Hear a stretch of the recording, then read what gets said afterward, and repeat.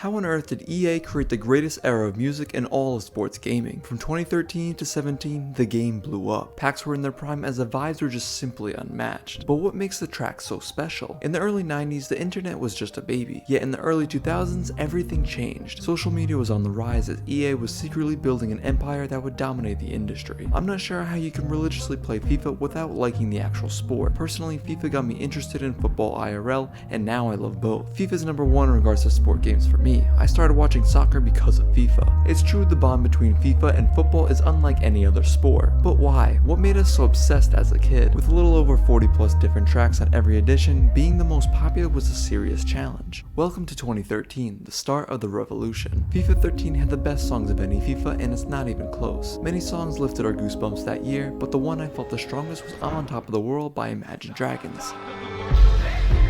But who are these dragons, and why did the song become so viral? In 2012, the American rock band dropped their debut albums Continued Silence and later Night Visions. However, the group sat in failure year after year, hoping for one day their music would hit the charts. When their music video dropped, the narrative showed the conspiracy moon landing on the television as they later transformed it into an explosive rock concert. It charted 79th in the US Top 100 and was a major hit in countries like Portugal and Australia. When broken down, the song was quite powerful, as it celebrates success through a lane of motivation that was perfect after a late game winner. Yet I'm on Top of the World implemented a message of how easily we can take things for granted in life. In the modern world, we seem to always be looking for the next task or problem on our schedule without ever being present in the moment. In the second verse, it asks us to invest in our community as it explains, I've tried to cut these corners, tried to take the easy way out, I kept on failing short of something. This part shares how often we take shortcuts in life in order to find happiness. From get-rich scenes to cutting out important elements in our life, we shut down the opportunity for delayed gratification. Trends like optimism, efficiency, and not wasting time is amazing, but it can be dangerous if left untouched. If we pursue our dreams alone, we will fail short of real-life relationships, because the truth is that our connections with each other is the secret to passing the rough times. In the first line, it says, if you love somebody, you better tell them while they're here, because they might just run away from you,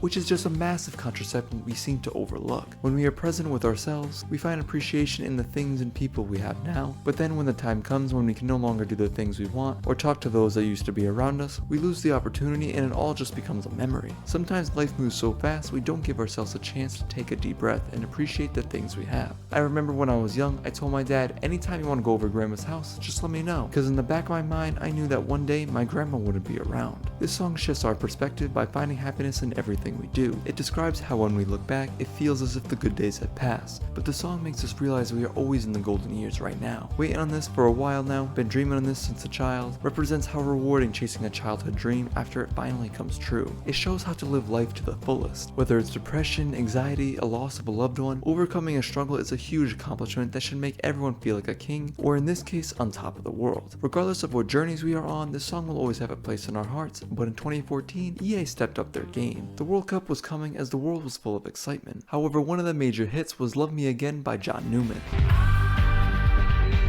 The British singer co-wrote the song with Steve Booker in a small studio in Pearson's Green, yet they sense how special the song began to feel. The story was built around saving John's relationship with his former girlfriend as he begged for forgiveness and love again. It opened up his emotions, while the magic behind the song came from a real-life moment of vulnerability. In the second verse, he admitted to taking his partner for granted and not treating her with enough affection and love she respectedly deserved. However, John doesn't give up. His journey of redemption is a great reminder to win back the loved ones we've hurt in the past. It's a lesson of both self-reflection and personal growth that offers in repairing broken relationships. In the song, John acknowledges the mistakes that caused her pain in the past as he compares himself to the destructive demons and devils surrounding his thoughts. On the search for healing his own soul, John continues to show us that we still have the opportunity to ask for a second chance, even though we've made mistakes in the past. Whether our request becomes successful or not, it doesn't stop us from asking for forgiveness one last time. On top of the song breaking number 1 in the UK, Greece, and Scotland, Love Me Again hit top 10 in over a dozen countries around the world. On YouTube, the music video sits with over 1 billion views, but what's amazing is its incredible longevity, as the song was featured once again in eafc 24 this year. A decade prior, Newman described it as a massive achievement. He said, I'm into football and FIFA massively. It's something you play as a kid, and so it's really cool. The fascinating story behind Love Me Again was a popular favorite, but in the following year, EA dropped a song that still makes me tear up to this day. In FIFA 15, we found a goldmine of enjoyment. Between packs and clubs, happiness was at its peak, until we heard The Nights, a song by Vinci.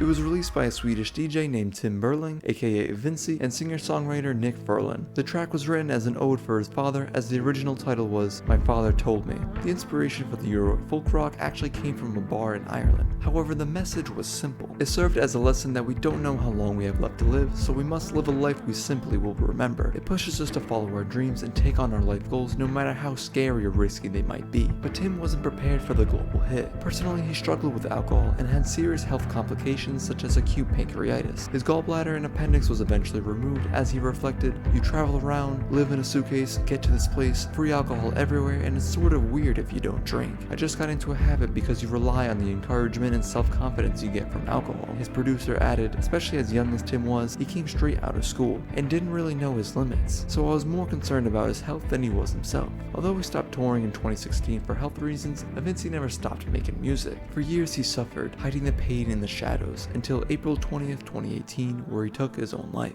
A shock that broke the hearts of young producers, DJs, and artists all around the world. Despite making others feel happy, he never spent the time to take care of himself. The tragedy of this passing shows us how important it is to look after the ones we love. His body lies in Stockholm, Sweden, where he originally was born, as the fan base comes together in a prayer at his gravesite. His music was life-changing. As someone who did not receive love from my father when I was a child, Vinci definitely taught me what a father's true love is. The song peaked at #1 in the UK dance chart, as it was played at festivals, nightclubs, and even on ESPN. The music video sits with over 920 million views and is a song that will forever give me goosebumps. It was my favorite song from 2015, yet I didn't know what the next FIFA had in store. In 16, the game felt invincible, as EA picked a tracklist that was psychologically genius. But in my opinion, the best song to arrive at a FIFA 16 was not actually in English, but rather in Spanish.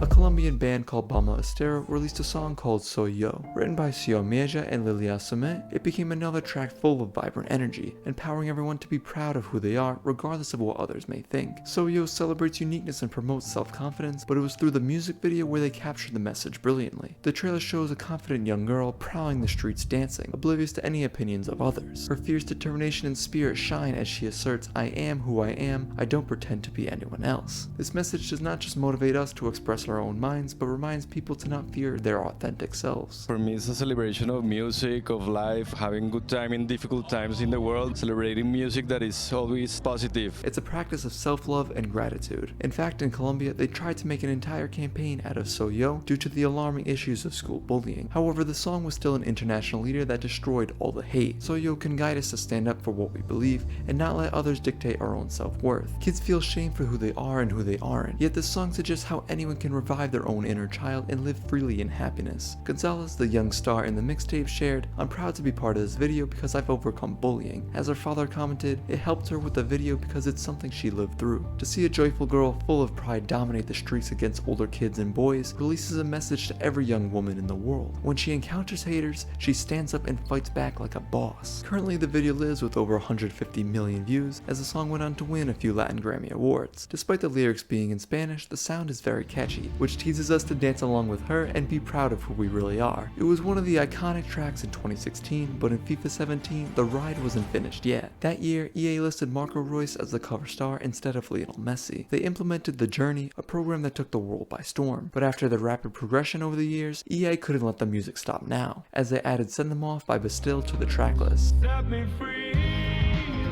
Dan Smith, the lead vocalist of the English pop band, began the track off with a modified quote from the 1977 Italian sci-fi movie, War of the Planets. It shares how we all have demons and jealous ideas living clustered in our brains, yet it builds into a dramatic hip-hop and horn-driven tune that empowers people to get rid of those devilish monsters. As Bastille explored their psychological minds, the song begins to reflect how easily a negative influence can peel our lives apart. In their video, it features a young man traveling through a hallway in church as he ends up getting chased by a hooded figure. Growing up in his own insecurities, he desperately seeks out his partner's help to try and free himself from his own haunted thoughts. It's a song that presents how destructive patterns can lead us on a path of self-discovery and desire to escape, but still gives us hope that we can all overcome our mightiest demons and find our own inner peace, because we all have felt self-doubt, as our own darkness can be life-threatening. Send Them Off was a global tune that changed thousands of lives. It was a song that made me feel like I was whole again. It's like therapy, but badass. It helped me feel less anxious and more prepared, but the sauce behind the vocals was the rich melody. In fact, it was so symbolic, it was brought back into FIFA 23 as part of their ultimate soundtrack. The story behind each song shares a message that lifts us up. When I began playing FIFA 10 years ago, I was so inspired. I remember thinking, one day when I turn pro, I could be on FIFA too. It was my dream as a kid, but became a delusion as I grew older. However, despite my insecurities, I'm still a kid at heart and will forever love FIFA. These songs inspire me, and maybe they do to you too. But if you want to learn more, I just posted a video where I turned Kylian Mbappe into a literal comic book.